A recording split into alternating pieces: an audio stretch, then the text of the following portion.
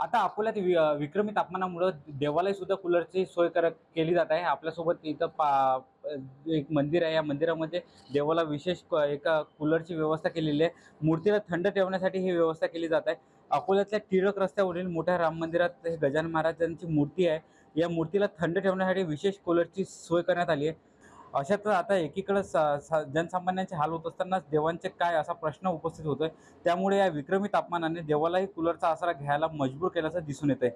एकंदरीत आपल्यासोबत या मंदिरातील पुजारी आहेत, त्यांना विचारूयात। सेवा करता वेळेस आपल्याला सुद्धा गरमी होते, त्यानुसार महाराजांना किती गरमी होत असेल, किती उष्णता इथं आहे, याकरता मी कूलरची व्यवस्था केलेली आहे। अक्षय गवळी, साम टीव्ही न्यूज, अकोला।